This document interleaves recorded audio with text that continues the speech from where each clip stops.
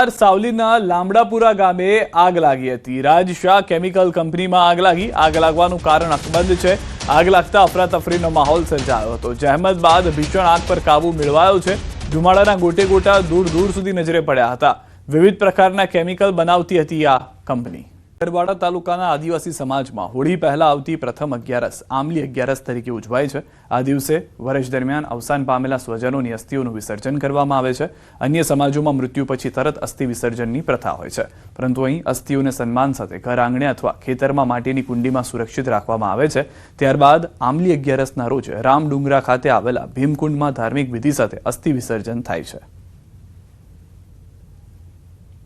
આ જગ્યાએ આવી અને આખા વર્ષ દરમિયાન જેટલા પણ સ્વજનો છે તેમના અસ્થિ અહીંયા લાવી અને વિસર્જન કરવામાં આવે છે અને ધૂમધામથી ઢોલ નગારા સાથે અહીંયા મૃત્યુની છેલ્લી વિધિ પૂર્ણ કરવામાં આવે છે। માનવ સભ્યતાના શરૂઆતથી લઈને અત્યાર સુધી અહીંયા પુરાતાત્વિક આધારો પણ મળેલા છે, જેના અંદર ઘંટી, ખાંડણી જેવા અલગ અલગ અને મૂર્તિઓ પણ અહીંયા પુરાતાત્વિક આધારો મળેલા છે શરૂઆતી સમયના। તો અહીંયા આ એક મહત્વનું સ્થાન છે। આજુબાજુના લોકો અહીંયા આમલી 11ના ફૂલો વળાવવા આવે અને 12 મહિનાથી કે 7-8 મહિનાથી જે એમની સ્થિતિ હોય, જે ફૂલો દાટેલા હોય એ ફૂલો કાઢી અને એ લોકો હાંજના અમારે જે વિધિ વિધાન પ્રમાણે અમારે એને ધોવાનું કહે છે। સવારમાં વહેલા 4 વાગે કે 5 વાગે અહીંયા વળાવવા આવે અને આમલી 11ના ફૂલો વળાવે। આમલી 11ના દિવસે એને કાઢીને અમારા પરિવારજનો દ્વારા એને ધોવામાં આવે છે। ધોઈ પછી રામડુંગરા ખાતે જે ભીમકુંડ આવેલ છે તેમાં વિસર્જન કરવામાં આવે છે। ગરબાડા તાલુકા સહિત દાહોદ જિલ્લાની અંદર હોળીનો અનેરો મહત્વ હોય છે અને દાહોદ જિલ્લાની અંદર કહી શકાય કે ખાસ કરીને આદિવાસી સમુદાયમાં જે હોળી પહેલા આવતી આમલી 11ના દિવસે ખૂબ મહત્વનું માનવામાં આવતું હોય છે, કારણ કે જે આદિવાસી સમુદાયના લોકો છે તે 12મા-13માની વિધિ કરવા બાદ જે અસ્થિ વિસર્જન કરવાનું ટાળી અને જે પોતાના ઘર આંગણે, ખેતરમાં અથવા તો ઘરના કોઈ એક ભાગની અંદર યાદ રહે તે રીતે પોતાના ઘરની અંદર જમીનમાં જે અસ્થિઓ દાટી દેતા હોય છે। વર્ષ દરમિયાન તે અસ્થિઓનું સાવચેતી રાખવામાં આવતી હોય છે અને ત્યારબાદ આમલી 11ના દિવસે આપણે જ્યાં ઉભા છીએ એનું નામ છે ભીમકુંડ। ભીમકુંડની અંદર જે અસ્થિ વિસર્જન કરવામાં આવતું હોય છે, મોટી સંખ્યામાં સ્વજનો સાથે અહીંયા સવારે પબ્લિક આવતી હોય છે અને લોકો જ્યારે આવે છે અને ત્યારબાદ જે ઢોલ નગારા સાથે અહીંયા અસ્થિ વિસર્જન કરવામાં આવતું હોય છે। સૌરભ ગેહલોત, ન્યૂઝ 18 ગુજરાતી, દાહોદ। અરવલ્લીમાં મેઘરજ તાલુકાના સીમાડે આવેલા નવાગામ ખાતે 3 દિવસીય પરંપરાગત લોકમેળાનો ભવ્ય પ્રારંભ થયો છે। કંટાળુ હનુમાનજી મંદિરે ફાગણ સુદ 11 નિમિત્તે મેળાનો પ્રારંભ થયો છે। આદિવાસી સમાજ માટે આ મેળો શ્રદ્ધા અને સંસ્કૃતિનો પ્રતીક માનવામાં આવે છે। જે રાજસ્થાન અને ગુજરાતથી હજારો શ્રદ્ધાળુઓ ઉમટી પડે છે। અહીં મંદિરે નવદંપતીઓ દ્વારા 11 ફેરાની પ્રદક્ષિણા કરી માનતા પૂર્ણ કરવાની પરંપરા રહી છે, જે આજે પણ અકબંધ છે। મેળામાં મોટી સંખ્યામાં લોકો ઉમટી પડે છે, તેથી પોલીસ બંદોબસ્ત પણ ગોઠવાયો છે। આજ કંટાળુ મુકામે આમલી 11નો મેળો ભરાય છે। આ મેળામાં અમારા ગુજરાતથી તેમજ રાજસ્થાનથી આજુબાજુના દરેક ગામમાંથી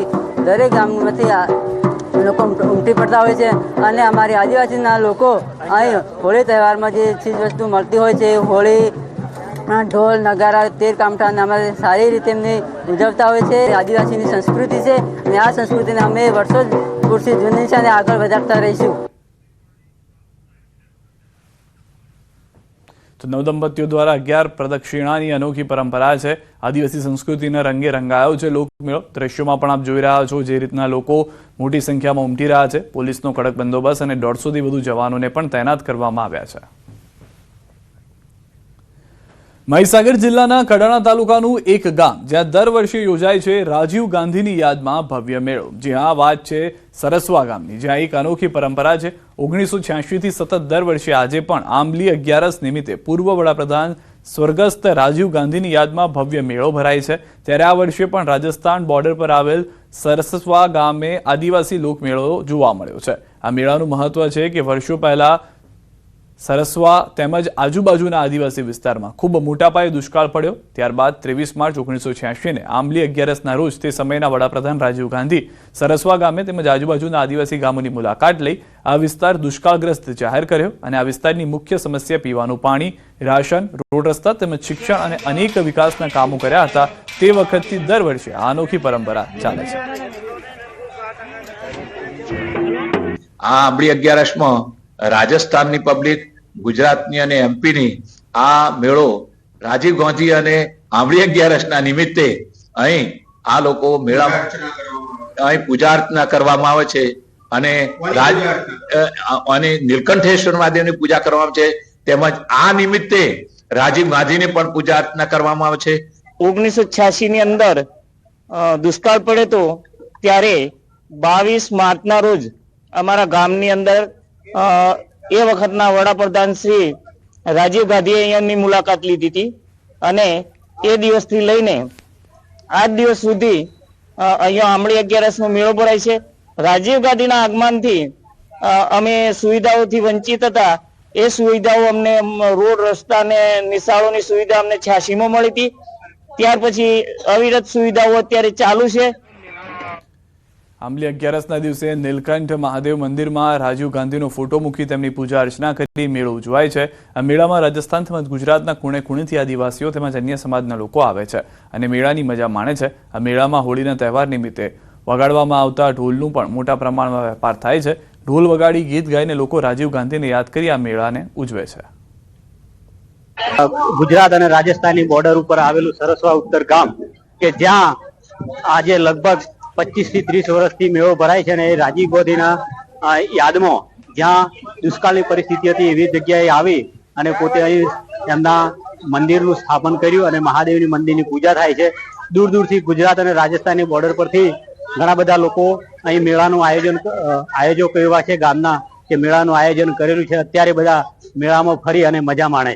ભારતના તત્કાલીન વડાપ્રધાન માનનીય રાજીવ ગાંધી અહીંયા અમારા સરસવા ગામમાં આવ્યા હતા અને આ ગામની મુલાકાત કરી હતી અને જોગાનું જોગ જે દિવસે આવ્યા એ દિવસે આંબળી 11 હતી અને આંબળી 11 હોવાથી એમણે આજુબાજુના ગામો આજુબાજુના ઘરોમાં પણ જ્યાંથી તે આવ્યા ત્યાં આજુબાજુના ઘરોમાં જાત મુલાકાત લીધેલી. ત્યાર પછી જે જગ્યાએ સૌથી પ્રથમ એ ઉભા રહ્યા હતા એ જગ્યાએ અહીંયા એક મહાદેવનું મંદિર છે. એ મંદિર પાસે ઉભા રહ્યા હતા. એટલે રાજીવ ગાંધીની યાદમાં આજે સરસા મુકામે આંબળી 11નો મેળો ભરાય છે. ગુજરાત હવે સેમિકન્ડક્ટર ક્ષેત્રે વૈશ્વિક નકશા પર મજબૂત હાજરી નોંધાવવા માટે તૈયાર છે. ગુજરાત સેમિકન્ડક્ટર કોન્ફરન્સ અંગેના આયોજન મુદ્દે સાયન્સ એન્ડ ટેકનોલોજી મંત્રી અર્જુન મોઢવાડિયાએ જણાવ્યું કે COVID-19 દરમિયાન વિશ્વભરમાં સેમિકન્ડક્ટર ઉત્પાદન બંધ થતા સપ્લાય ચેઇન પર મોટો પ્રભાવ પડ્યો હતો. આપણે ગુજરાત જે છે એ સેમિકન્ડક્ટરનું દેશનું હબ બની રહ્યું છે અને 1,34,000 કરોડ રૂપિયાનું મૂડી રોકાણ પાઇપલાઇનમાં છે. એ સંદર્ભે ગુજરાત સરકારે સાયન્સ એન્ડ ટેકનોલોજી વિભાગે ગુજરાત સેમી કનેક્ટ 2026નું તારીખ 1-2 માર્ચ 2026ના રોજ મહાત્મા મંદિરમાં આયોજન કર્યું છે. સમાચાર સુરતમાં કચરામાંથી મળી છે શંકાસ્પદ 500ની નોટો. શંકાસ્પદ 500ના દરની બળેલી હાલતમાં મળી છે નોટો. પાંડેસરા વિસ્તારમાં કચરાના ઢગલામાંથી નોટો મળી આવી છે. કચરાના ઢગલામાંથી બળેલી હાલતમાં નોટો મળી આવતા હાલમાં ચર્ચાનો વિષય છે. 500ના દરની નોટો નકલી કે અસલી તે તપાસનો વિષય છે. સ્થાનિકોએ જાણ કરતા પોલીસની ટીમ સ્થળ પર પહોંચી છે. 500 રૂપિયાની જેટલી પણ નોટો છે તે બળેલી હાલતમાં જોવા મળી રહી છે. કેટલીક નોટો સંપૂર્ણ રાખ થઈ ગઈ હોવાનું પણ હાલમાં પ્રાથમિક જોતા દ્રશ્યોમાં નજરે પડી રહ્યું છે. હવે આ 500ની નોટ જે છે તે જૂની હોવાનું પણ પ્રતીત થઈ રહ્યું છે દ્રશ્યોથી. અથવા તો આ જે નવી નોટો આવી છે તે કેમ આ રીતે બાળી નાખવામાં આવી? શું આ નકલી નોટો હતી કે જે અસલી નોટો છે કોઈનું કાળું નાણું હતું? આ તમામ મુદ્દાને લઈને આસપાસના વિસ્તારમાં સવાલો થઈ રહ્યા છે. પરંતુ કચરાના ઢગલામાંથી આ 500 રૂપિયાની નોટો મળી આવતા પોલીસ ઘટના સ્થળે પહોંચી છે અને પોલીસે તપાસ શરૂ કરી છે. કચરામાં બળેલી નોટો ક્યાંથી આવી, આ કચરો ક્યાંથી એકઠો કરવામાં આવતો હતો અથવા કોઈ અહીંયા આગળ આવીને નાખી ગયું છે, એ તમામ મુદ્દે હવે પોલીસ તરફથી તપાસ કરવામાં આવી રહી છે. જે 500ની નોટો છે તે જોતા નવા એટલે કે નોટબંધી પછીની જે 500ની નોટ હતી તે પ્રમાણેની જોવા મળી રહી છે. અલગ અલગ નંબર હોવાની પણ જાણકારી છે. કચરાની આગને ચપેટમાં જોવા મળી. આંજણા ફાર્મ પાસે પાર્ક કરેલી કારમાં અચાનક આગ ફાટી નીકળી હતી. કારમાં રાખેલા 10 લાખ રૂપિયા આગમાં બળી ગયા હોવાનો કાર માલિકે દાવો કર્યો છે. અજાણ્યા વ્યક્તિ દ્વારા રસ્તા પર પડેલો કચરો સળગાવવામાં આવ્યો હતો. કચરાની આગ જોતજોતામાં વિકરાળ બની હતી અને કારમાં આગ લાગી હતી. ફાયર વિભાગની ટીમે ઘટના સ્થળે પહોંચી આગ પર કાબુ મેળવ્યો. સદનસીબે ઘટનામાં કોઈ જાનહાની નથી થઈ.